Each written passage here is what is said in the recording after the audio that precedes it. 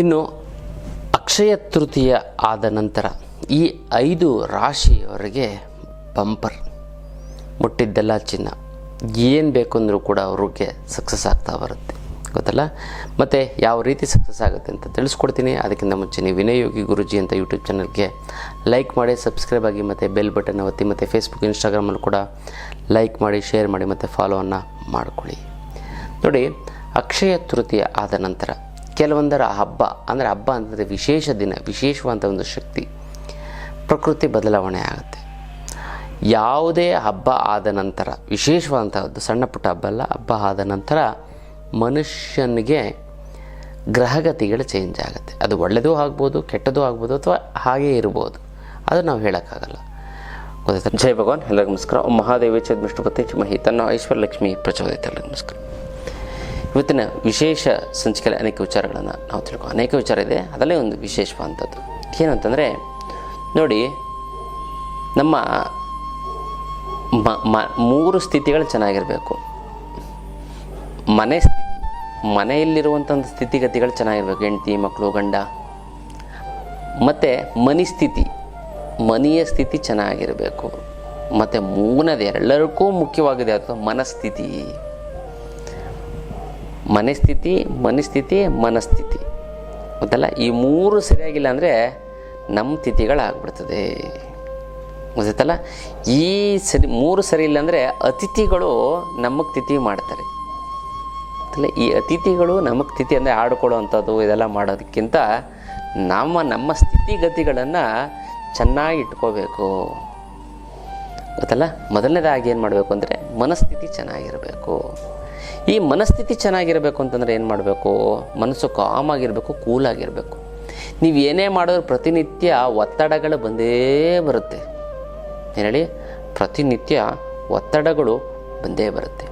ಆ ಒತ್ತಡ ಕಡಿಮೆ ಮಾಡಬೇಕು ಅಂತಂದರೆ ಏನು ಮಾಡಬೇಕು? ಇವಾಗ ಒಬ್ಬರೇ ಅದನ್ನೆಲ್ಲ ಮಾಡೋದಕ್ಕಾಗೋದಿಲ್ಲ, ಗೊತ್ತಲ್ಲ. ಹಲವಾರು ಮನುಷ್ಯ ಹಂಗಂದು ಸಂಘಜೀವಿ, ಒಬ್ಬರ ಮೇಲೆ ಒಬ್ಬರು ಇಂಡೈರೆಕ್ಟ್ ಆಗಾದರೂ ಡಿಪೆಂಡ್ ಆಗಲೇಬೇಕಾಗುತ್ತೆ. ಈಗ ಇಲ್ಲಿಂದ ಒಂದು ಕಡೆ ಹೋಗಬೇಕು, ಬಸ್ಸಲ್ಲಿ ಹೋಗಬೇಕು, ಮನೆ ಬೇರೆ ಡಿಪೆಂಡ್ ನಡ್ಕೊಂಡು ಹೋಗೋಕ್ಕಾಗತ್ತಾ?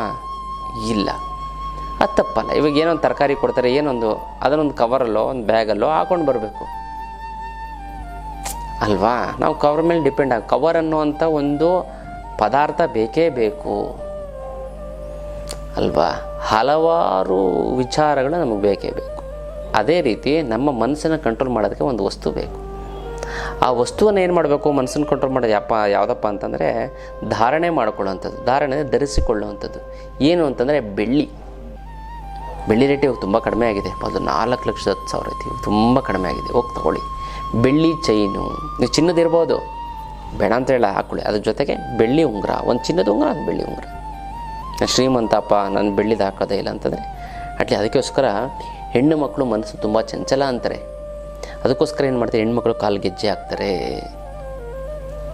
ಗೊತ್ತಾಯ್ತಲ್ಲ. ಪ್ರತಿಯೊಂದು ಕಾಲು ಗೆಜ್ಜೆ ಜಲ್ ಏನಕ್ಕೆ ಹಾಕ್ತಾರೆ? ಎಲ್ಲ ನಮ್ಮದು ದೇಹ ಮನಸ್ಸು ಎಲ್ಲ. ಮತ್ತು ಕಾಲುಂಗುರ ಹಾಕ್ತಾರೆ ಹೆಣ್ಣುಮಕ್ಕಳು. ಗಂಡು ಏನೂ ಹಾಕೋದೇ ಇಲ್ಲ. ಅದಕ್ಕೋಸ್ಕರ ನೀವು ಸರ ಹಾಕುವಂಥದ್ದು, ಉಂಗುರ ಹಾಕುವಂಥದ್ದು, ದೇಹದಲ್ಲಿ ಯಾವುದಾದ್ರೂ ಒಂದು ಬೆಳ್ಳಿಯ ಒಂದು ಅಂಶ ನಮ್ಮ ದೇಹದಲ್ಲಿತ್ತು ಅಂತಂದರೆ ಸಾಕು, ನಮಗೆ ಮನಸ್ಥಿತಿ ಚೆನ್ನಾಗಿರುತ್ತೆ, ಮನಸ್ಸು ಕಂಟ್ರೋಲಲ್ಲಿರುತ್ತೆ. ಅದಕ್ಕೋಸ್ಕರ ಯಾವುದಾದ್ರು ಒಂದು ಬೆಳ್ಳಿಯ ಒಂದು ಇದನ್ನು ಧಾರಣೆ ಮಾಡ್ಕೋತೀರಲ್ವಾ, ಮಾಡ್ಕೊಳ್ಳಿ, ಗೊತ್ತಲ್ಲ. ಇದೇ ಇವತ್ತಿನ ಒಂದು ವಿಶೇಷವಾದಂಥದ್ದು ವಿಚಾರ. ಇನ್ನು ಆಧ್ಯಾತ್ಮ ಪಯಣ.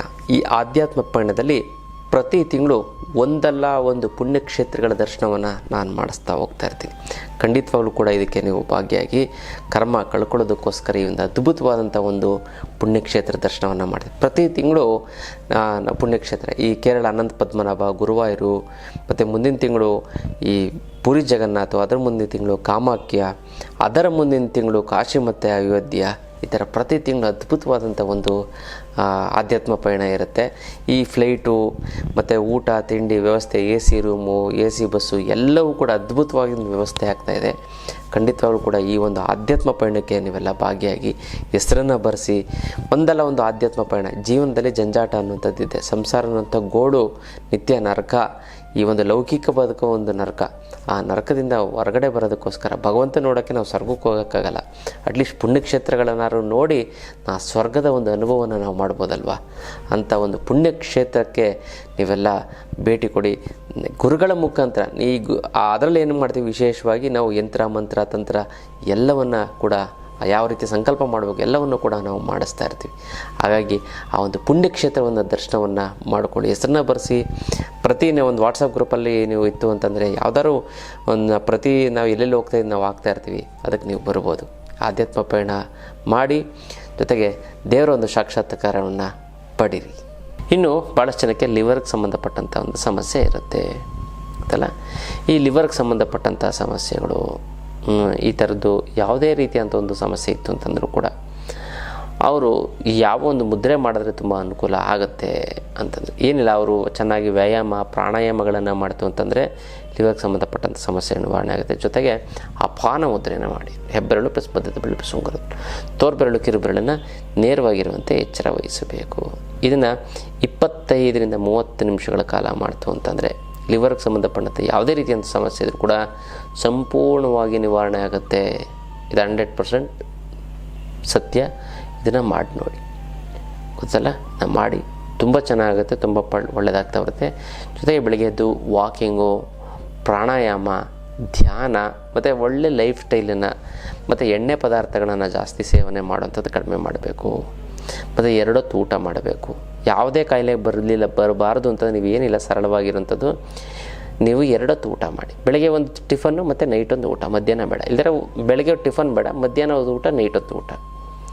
ಈ ರೀತಿ 3 ಹೊತ್ತು, ಕೆಲವು 4 ಮತ್ತು ಈ ಸಾಯಂಕಾಲ ಆಯಿತು ಅಂದರೆ ಅದೇನೋ ತಿಂತಾರಲ್ಲಪ್ಪ ಸ್ನೇಕ್ಸ್ ಅಲ್ಲ, ಅದು ಸ್ನ್ಯಾಕ್ಸು, ಅದನ್ನು ಬೇರೆ. ಅಂದರೆ 4 ಹೊತ್ತು ಊಟ, ಅಯ್ಯೋ ಕತೆ. ಅಂದರೆ ಇದೆಲ್ಲ ನಮ್ಮ ದೇಹಕ್ಕೆ ಹಾನಿಕಾರಕ. ಅದಕ್ಕೆ 2 ಹೊತ್ತು ಊಟ ಸಾಕು. ಅದ್ರ ಮಧ್ಯೆ ಏನೂ ತೊಗೋಬಾರ್ದು. ಅಕಸ್ಮಾತ್ ತೊಗೋಬೇಕು ಅಂತಂದರೆ ದ್ರವ ಪದಾರ್ಥ ಅಂತಂದರೆ ಲಿಕ್ವಿಡ್ ಐಟಮ್ಸ್ ಏನಾದ್ರು ನೀವು ತೊಗೋತು ಅಂತಂದರೆ ನಿಮ್ಗೆ ಯಾವುದೇ ರೀತಿಯಂಥ ಸಮಸ್ಯೆಗಳು ಆಗೋದಿಲ್ಲ ಗೊತ್ತಲ್ಲ. ಇದು ವಿಶೇಷವಂತ ಒಂದು ಮುದ್ರೆಯ ವಿಚಾರ. ಆನ್ಲೈನ್ ಕ್ಲಾಸು, ವಿಶೇಷವಾದಂಥ ಒಂದು ಆನ್ಲೈನ್ ಕ್ಲಾಸು. ಈ ಒಂದು ಆನ್ಲೈನ್ ಕ್ಲಾಸಲ್ಲಿ ಏನಿದೆ ಅಂತಂದರೆ ನಿಮ್ಗೆ ಜೀವನದಲ್ಲಿ ಯಾವ ರೀತಿ ಬದುಕಬೇಕು ಮತ್ತು ಜನವಶೀಕರಣ, ಧನವಶೀಕರಣ, ಇರುವಂತಹ ದುಡ್ಡನ್ನು ಫಸ್ಟ್ ದುಡ್ಡು ಬರೋಗೆ ಏನು ಮಾಡಬೇಕು, ಮತ್ತು ಇರುವಂಥ ದುಡ್ಡನ್ನು 10 ರೂಪಾಯಿನ 100 ರೂಪಾಯಿ, 100 ರೂಪಾಯಿಂದ 1000 ರೂಪಾಯಿ, 1000 ರೂಪಾಯಿಂದ 1,00,000 ರೂಪಾಯಿ ಹೇಗೆ ಮಾಡುವಂಥದ್ದು, ದುಡ್ಡನ್ನು ಯಾವ ರೀತಿ ಬಳಸಬೇಕು, ಯಾವ ರೀತಿ ಉಳಿಸ್ಬೇಕು ಮತ್ತು ಯಾವ ರೀತಿ ಗಳಿಸ್ಬೇಕು, ಜನರನ್ನು ಕೂಡ ಯಾವ ರೀತಿ ಉಳಿಸ್ಕೋಬೇಕು. ಮತ್ತು ತುಂಬ ಜನ ಫ್ರೆಂಡ್ಸ್ ಇತ್ತು ಅಂತಂದರೆ ನಿಮಗೆ 1,00,00,000 ರೂಪಾಯಿ ಇದ್ದಂಗೆ ಯಾರೋ ಸಹಾಯ ಮಾಡ್ತಾರೆ. ಅದರ ಜನಾಕರ್ಷಣೆ ಹೇಗೆ ಮಾಡಬೇಕು, ಜನವಶೀಕರಣವನ್ನು ಯಾವ ರೀತಿ ಪಡ್ಕೋಬೇಕು, ಮಾಡಿಕೊಂಡು ನಾವು ಜೀವನವನ್ನು ಒಂದು ಸುಗಮಗೊಳಿಸ್ಕೋಬೇಕು ಅನ್ನೋದನ್ನು ಆನ್ಲೈನ್ ಕ್ಲಾಸಸ್ ಇರುತ್ತೆ. ನೀವು ಡೈರೆಕ್ಟಾಗಿ ನಾನು ಹೇಗಿದೆ ನಾವು ಮಾತಾಡ್ತೀವಿ, ನೀವು ಡೈರೆಕ್ಟಾಗಿ ಅದರಲ್ಲೂ ಕೂಡ ನಿಮ್ಮ ಪರ್ಸನಲ್ ವಿಚಾರಗಳನ್ನು ನನ್ನ ಭೇಟಿಯಾಗಕ್ಕೆ ಒಂದು ಕ್ಲಾಸ್ ಅಟೆಂಡ್ ಮಾಡಿ ಜ್ಞಾನವನ್ನು ತಿಳ್ಕೊಂಡು ನಿಮ್ಮ ಸಮಸ್ಯೆಗಳನ್ನು ಕೂಡ ಅಲ್ಲೂ ಕೂಡ ಬಗೆಹರಿಸ್ಕೋಬೋದು. ಎಲ್ಲ ರೀತಿಯಂಥ ವಿಚಾರಗಳನ್ನು ತಿಳಿಸ್ಕೊಡ್ತಾ ಹೋಗ್ತೀನಿ. ಝೀರೋ ಇರೋಂಥ ವ್ಯಕ್ತಿ ಈ ಆನ್ಲೈನ್ ಕ್ಲಾಸ್ ಅಟೆಂಡ್ ಮಾಡಿ ಹೀರೋ ಆಗಿರೋಂಥ ಉದಾಹರಣೆಗಳೆಲ್ಲ ನಾವು ನಮ್ಮ ಆಶ್ರಮಕ್ಕೆ ಬಂದು ನೀವು ನೋಡ್ಬೋದು. ಅಂಥ ಒಂದು ಅದ್ಭುತವಾದಂಥ ಒಂದು ಆನ್ಲೈನ್ ಕ್ಲಾಸು ಜನ ಮತ್ತು ಧನವಶೀಕರಣ. ಇದಕ್ಕೂ ಕೂಡ ನೀವು ಹೆಸರನ್ನು ಬರೆಸಿ ಈ ಒಂದು ಕ್ಲಾಸಸನ್ನು ಕೂಡ ನೀವು ಅಟೆಂಡ್ ಮಾಡ್ಬೋದು. ಇದು ವಿಶೇಷವಾದಂಥ ಒಂದು ಆನ್ಲೈನ್ ಕ್ಲಾಸು, ಎಲ್ಲರಿಗೂ ಕೂಡ ಅಷ್ಟು ಸುಲಭವಾಗಿ ಸಿಗೋದಿಲ್ಲ. ಹಾಗೆ ಈ ಒಂದು ಆನ್ಲೈನ್ ಕ್ಲಾಸನ್ನು ನೀವು ಜಾಯಿನ್ ಮಾಡಿ ಅಂತ ನಾನು ತಿಳಿಸ್ಕೊಡ್ತೀನಿ ಅಲ್ಲ. ಅದು ಏನು ಅಂತಂದರೆ ಈ 5 ರಾಶಿಯವ್ರಿಗೆ ಬಂಪರ್ ತುಂಬ ಚೆನ್ನಾಗುತ್ತೆ. ಮತ್ತು ಬೇರೆಯವರು ಬಂಪರ್ ತೊಂದರೆ ಆಗುತ್ತೆ ಅಂತ ಹೇಳೋಕ್ಕಾಗಲ್ಲ. ಬೇರೆ ರಾಶಿಯವ್ರಿಗೆ ಗೊತ್ತಲ್ಲ, ಅವ್ರಿಗೇನು ಸಣ್ಣ ಪುಟ್ಟ ಪರಿಹಾರ ಮಾಡ್ಕೋಬೇಕು ಅಂತ ನಾನು ಅದನ್ನು ತಿಳಿಸ್ಕೊಡ್ತೀನಿ ನೋಡಿ. ಅಕ್ಷಯ ತೃತೀಯ ಆದ ನಂತರ ನೀವು ಯಾವ ರಾಶಿಯವ್ರಿಗೆ ಒಳ್ಳೆಯದಾಗತ್ತೆ ಅಂತಂದರೆ ನಿಮಗೆ ವೃಷಭ ರಾಶಿಯವ್ರಿಗೆ ತುಂಬ ಚೆನ್ನಾಗಾಗುತ್ತೆ ಗೊತ್ತಲ್ಲ. ಮತ್ತು ಈ ಬೇರೆ ಬೇರೆ ರಾಶಿಯವರು ಯಾವ ದಾನವನ್ನು ಕೊಟ್ಟರೆ ಒಳ್ಳೆಯದಾಗ್ತಾ ಬರುತ್ತೆ. ಮತ್ತು 5 ರಾಶಿಯರಿಗೆ ನಾವು ಕೊಟ್ಬಿಡ್ತೀವಿ. ನಾವು ಹೇಳಿಬಿಡ್ತೀನಿ. ಫಸ್ಟು ವೃಷಭ ರಾಶಿಯವ್ರಿಗೆ ತುಂಬ ಚೆನ್ನಾಗಾಗತ್ತೆ. ಮತ್ತು ಕನ್ಯಾ ರಾಶಿಯವ್ರಿಗೆ ತುಂಬ ಅದ್ಭುತ ಅಲ್ಲ. ಇನ್ನು ನೋಡಿ, ಮೇಷರಾಶಿಯವರು ನೀವೇನು ಮಾಡಬೇಕು ಅಂದರೆ ಅಕ್ಕಿಯನ್ನು ದಾನ ಕೊಡಬೇಕು. ನಿಮ್ಗೆ ಯಾವುದೇ ರೀತಿ ಸಮಸ್ಯೆಗಳು, ಯಾವುದೇ ರೀತಿಯಂಥ ದೋಷ ಇತ್ತು ಅಂದರೂ ಕೂಡ ಪರಿಹಾರ ಆಗ್ತಾ ಬರುತ್ತೆ. ವೃಷಭ ರಾಶಿಯವ್ರಿಗೆ ತುಂಬ ಚೆನ್ನಾಗಿದೆ. ಇನ್ನು ಮಿಥುನ ರಾಶಿಯವ್ರಿಗೆ ಅವ್ರಿಗೂ ಕೂಡ ಈ ಒಂದು ಅಕ್ಷಯ ತೃತೀಯ ಆದ ನಂತರ ಚೆನ್ನಾಗಿರೋದು ಯಾವ್ಯಾವ ರಾಶಿಯವ್ರಿಗೆ ಅಂತಂದರೆ ವೃಷಭ ರಾಶಿ ಮತ್ತು ಕರ್ಕಾಟಕ ರಾಶಿ, ಕುಂಭರಾಶಿ, ಸಿಂಹ ರಾಶಿ ಮತ್ತು ಕನ್ಯಾ ರಾಶಿ, ಈ 5 ರಾಶಿಯವರಿಗೆ ತುಂಬ ಚೆನ್ನಾಗುತ್ತೆ. ಮಿಕ್ಕಿದವರು ನೀವು ಕೆಲವೊಂದಾರು ಯಾವ ರಾಶಿಗೆ ಸ್ವಲ್ಪ ಸಮಸ್ಯೆ ಆಗುತ್ತೆ ಅನ್ನೋಂಥದ್ರಿಗೆ ನೀವು ಇಂಥ ದಾನ ಕೊಡಿ, ತುಂಬ ಒಳ್ಳೆಯದಾಗ್ತವೆ. ಮೇಷ ರಾಶಿಯವರಿಗೆ ಗೊತ್ತಲ್ಲ. ಇನ್ನು ಮಿಥುನ ರಾಶಿಯವರು ಏನು ಮಾಡಬೇಕು ಅಂತಂದರೆ ಹತ್ತಿಯನ್ನು ದಾನ ಕೊಡಿ. 1 kg ಹತ್ತಿ ಅಥವಾ ಹತ್ತಿ ಬತ್ತಿ ಅಥವಾ ಹತ್ತಿ ಇನ್ನು ಬರಬೇಕಾಗಿರೋ ದುಡ್ಡು ಬರ್ತಾ ಇಲ್ಲ ಅಂತಂದರೆ, ಕೊಡೋರಿಗೆ ಕೊಡೋಕ್ಕಾಗ್ತಾ ಇಲ್ಲ ಅಂದರೆ, ಸಿಕ್ಕಾಪಟ್ಟೆ ಸಾಲ ಆಗಿತ್ತು ಅಂದರೆ, ಗುರುಗಳೇ ದುಡ್ಡು ನೀರು ಥರ ಖರ್ಚಾಗ್ತಾ ಇದೆ, ಎಲ್ಲಿ ಹೋಗ್ತಾಯಿದೆ ಎಲ್ಲಿ ಬರ್ತಾಯಿದೆ ಗೊತ್ತೇ ಆಗ್ತಾಯಿಲ್ಲ ಅನ್ನೋಂಥವ್ರಿಗೆ ಏಕೈಕ ರಾಮಬಾಣ ಅಂದರೆ ಅಷ್ಟಲಕ್ಷ್ಮಿ ಯಂತ್ರ. ಈ ಅಷ್ಟಲಕ್ಷ್ಮಿ ಯಂತ್ರವನ್ನು ಮನೆಯಲ್ಲಿ ಪ್ರತಿಷ್ಠಾಪನೆ ಮಾಡಿದ್ದೇ ಆಯಿತು ಅಂದರೆ ಅದೆಂಥದ್ದೇ ಹಣಕಾಸಿನ ಸಮಸ್ಯೆ ಇದ್ದು ಸಂಪೂರ್ಣವಾಗಿ ನಿವಾರಣೆ ಆಗಿಬಿಡುತ್ತೆ. ಸಾಲ ಸೋಲಗಳೆಲ್ಲ ಸಂಪೂರ್ಣವಾಗಿ ತೀರೋಗುತ್ತೆ. 6 ತಿಂಗಳಲ್ಲಿ ಅದೆಂಥದ್ದೇ ಸಾಲ ಇದ್ದರೂ ಕೂಡ ತೀರೋಗುತ್ತೆ. ಬೇಡ 1 ವರ್ಷ ತೊಗೊಳ್ಳಿ ಬಿಡಿ, ಬೇಡ 1 ವರ್ಷದಲ್ಲಿ ಒಂದು ಅರ್ಧ ತೀರೋದ್ರೂ ನೀವು ಎಷ್ಟೊಂದು ನಿರಾಳತೆ ಬಂದುಬಿಡ್ತದೆ ಗೊತ್ತಲ್ಲ. ಈ ಒಂದು ಯಂತ್ರಕ್ಕೆ ಮುಟ್ಟು ಕಟ್ಟು ಚಟ್ಟು ಮಡಿ ಮೈಲಿಗೆ ಸೂತ್ಕ ಗೀತ್ಕ ವೆಜ್ಜು ನಾನ್ ವೆಜ್ಜು ಜಾತಿ ಗೀತಿ ದಿಕ್ಕು ಗೀಕು ಆ ಥರದ್ದು ಏನಿಲ್ಲ. ಇಟ್ಟೆ ಸಾಕು ಕೆಲಸ ಆಗುತ್ತೆ. ದೇವ್ರ ಮಲ್ಲಾರು ಇಡ್ಬೋದು, ಬೀರ್ನಲ್ಲಾರು ಇಡ್ಬೋದು. ಪ್ರತಿದಿನ ಪೂಜೆ ಮಾಡಲೇಬೇಕು ಅಂತ ಏನಿಲ್ಲ. ಪೂಜೆ ಮಾಡಲಿಲ್ಲ ಅಂತಂದ್ರೂ ಕೂಡ ನಡೆಯುತ್ತೆ. ಜೊತೆಗೆ ಇದು ಕರ್ಮ ಕಳೆದಿದ್ರೆ ಮಾತ್ರ ತೊಗೊಳಕ್ಕಾಗೋದು. ಎಲ್ಲರ ಕೈಲೂ ಅಷ್ಟು ಸುಲಭವಾಗಿ ಬರೋದಿಲ್ಲ. ಸಂಕಲ್ಪ ಮಾಡ್ಕೊಳ್ಳಿ. 10ರಿಂದ 20 ಬಾರಿ ನೀವು ಸಂಕಲ್ಪ ಮಾಡಿಕೊಂಡ್ರೆ ಅದು ಹೇಗೋ ನಿಮ್ಮ ಮನೆ ಒಳಗಡೆ ಬರ್ತದೆ. ಸಾಕ್ಷಾತ್ ಮಹಾಲಕ್ಷ್ಮಿ ಯಂತ್ರದ ಮೂಲಕ ನಿಮ್ಮ ಮನೆಗೆ ಬಂದು ಸ್ಥಿರವಾಗಿ ನಿಲ್ತಾಳೆ. ಇನ್ನು ಈ ಅಷ್ಟಲಕ್ಷ್ಮಿ ಅಂತ ನಿಮ್ಮ ಮನೇಲಿತ್ತು ಅಂತಂದರೆ ಯಾವುದೇ ಕಾರಣಕ್ಕೂ ನೀವು ತಲೆ ಕೆಡಿಸ್ಕೊಳಕ್ಕೆ ಹೋಗ್ಬಿಡಿ. ಹಣಕಾಸನ್ನ ನೀವು ಮರೆತುಬಿಡಿ, ಬೇರೆ ಬಗ್ಗೆ ನೀವು ಯೋಚನೆ ಮಾಡಿ. ಅಂಥ ಒಂದು ಅದ್ಭುತವಾದ ಒಂದು ಶಕ್ತಿ ಗಿಡಮೂಲಿಕೆಗಳನ್ನೆಲ್ಲ ಕುಟ್ಟಿ ಪುಡಿ ಮಾಡಿ ಯಾರದು ಒಣಗಿಸಿ ಭಸ್ಮ ಮಾಡಿ ಈ ಒಂದು ಯಂತ್ರನ ಪ್ರಾಣ ಪ್ರತಿಷ್ಠಾಪನೆ ಮಾಡಿ ಶಕ್ತಿ ತುಂಬಿ ಇಟ್ಟಿರುವಂಥ ಒಂದು ಯಂತ್ರ. ಈ ಯಂತ್ರವನ್ನು ನೀವು ಪ್ರತಿಷ್ಠಾಪನೆ ಮಾಡಿ ನಿಮ್ಮ ಹಣಕಾಸಿನ ಸಮಸ್ಯೆಯ ಸಂಪೂರ್ಣ ನಿವಾರಣೆನ ನೀವೇ ನೋಡ್ತೀರ. ಹಾಗಾಗಿ ಇದನ್ನು ಇನ್ನು ಅತ್ಯದ್ಭುತವಾದಂಥ ಒಂದು ಅಷ್ಟಲಕ್ಷ್ಮಿ ಯಂತ್ರದ ವಿಚಾರ. ಹತ್ತಿ ಯಾರು ಇಸ್ಕೊಳ್ಳೋ ಯೂಸ್ ಆಗೋಲ್ಲ. ಅದೇ ಬತ್ತಿ ದೀಪಕ್ಕೆ ಹಚ್ತಿಲ್ಲ ಬತ್ತಿ ಅಂದರೆ ಅದು ಕೂಡ ಹತ್ತಿ ಆಗುತ್ತೆ. ಅದನ್ನು ನೀವೇನು ಮಾಡ್ತೀವಿ, ಅದನ್ನು ಕೂಡ ನೀವು ದೇವಸ್ಥಾನಕ್ಕೆ ಹೋಗ್ತಾ ಯಾರಿಗಾರು ದಾನ ಕೊಡಿ ಅಂತಲ್ಲ. ಇನ್ನು ತುಲಾ ರಾಶಿಯವರಿಗೆ ಅವ್ರಿಗೂ ಕೂಡ ಸ್ವಲ್ಪ ಸಮಸ್ಯೆ ಆಗುತ್ತೆ. ಅವರು ಕಬ್ಬಿಣವನ್ನು ದಾನ ಕೊಡಬೇಕು. ಕಬ್ಬಿಣದ ಪಾತ್ರೆ ಏನಾದ್ರು ಕಬ್ಬಿಣದ ಪಾತ್ರೆ ಏನಾದ್ರು ಒಂದು ದಾನ ಕೊಡಿ, ಬಡವರಿಗೆ ಒಳ್ಳೆಯದಾಗ್ತಾ ಬರುತ್ತೆ. ಮತ್ತು ಧನುಸ್ಸು ರಾಶಿಯವರಿಗೆ ಅವರು ಹುರುಳಿ ಕಾಳನ್ನು ದಾನ ಕೊಡಬೇಕು ಗೊತ್ತಲ್ಲ. ಇನ್ನು ಯಾವುದೋ ಮೇನಾಗಿ ರಾಶಿ ಮೀನರಾಶಿಯವರು ನೀವೇನಂತ ಹಾಲನ್ನು ದಾನ ಕೊಡಬೇಕು. ಮಿಕ್ಕ ರಾಶಿಯವರಿಗೆಲ್ಲ ಏನು ತೊಂದರೆ ಇಲ್ಲ. ಬಟ್ ಈ ಒಂದು 5 ರಾಶಿಯವರಿಗೆ ತುಂಬ ಚೆನ್ನಾಗುತ್ತೆ, ಒಳ್ಳೆಯದಾಗ್ತಾ ಹೋಗುತ್ತೆ. ಯಾವುದಂತಂದ್ರೆ ಶುಭ ಕನ್ಯಾ, ಸಿಂಹ, ಕುಂಭ ಮತ್ತು ಕರ್ಕಾಟಕ. ಈ 5 ರಾಶಿಯವರಿಗೆ ತುಂಬ ಚೆನ್ನಾಗುತ್ತೆ. ವಿಶೇಷವಾದಂಥ ಏನೊಂದು ಘಟನೆ ನಡೆಯುತ್ತೆ, ಒಳ್ಳೆಯದಾಗ್ತಾ ಹೋಗುತ್ತೆ. ಅಪಾರವಾದಂಥ ಒಂದು ದುಡ್ಡು, ಹೆಸರು, ಕೀರ್ತಿ, ಆರೋಗ್ಯ ಎಲ್ಲವೂ ಕೂಡ ಸಿಗ್ತಾ ಹೋಗುತ್ತೆ ಗೊತ್ತಲ್ಲ. ಮತ್ತು ಯಾರ್ಯಾರಿಗೆ ಒಳ್ಳೆಯದಾಗಬೇಕು ಅಂತ ಅಂದ್ಕೊಂಡಿದ್ದೋ ಅಕ್ಷಯ ತೃತೀಯ ದಿನ ನಿಮ್ಮ ಹೆಸರನ್ನ ಕಮೆಂಟ್ ಮಾಡಿ, ಅಮ್ಮ ಮಹಾಲಕ್ಷ್ಮಿ ನಿನ್ನ ಆಶೀರ್ವಾದ ಸದಾ ನನ್ನ ಮೇಲೆ ಇರ್ತೀನಿ, ಶತಕೋಟಿ ನಮಸ್ಕಾರ ಅಂತ ಕಮೆಂಟ್ ಮಾಡಿ ಕಳಿಸಿ. ಸಂಕಲ್ಪವನ್ನು ಮಾಡ್ತೀನಿ, ತಂತ್ರವನ್ನು ಮಾಡಿ ಒಂದಕ್ಕೊಂದು ಸೇರಿ ತುಂಬ ಚೆನ್ನಾಗುತ್ತೆ, ಒಳ್ಳೆಯದಾಗ್ತಾ ಬರುತ್ತೆ. ಇದು ವಿಶೇಷವಾದಂಥ ಒಂದು ತಂತ್ರದ ವಿಚಾರ.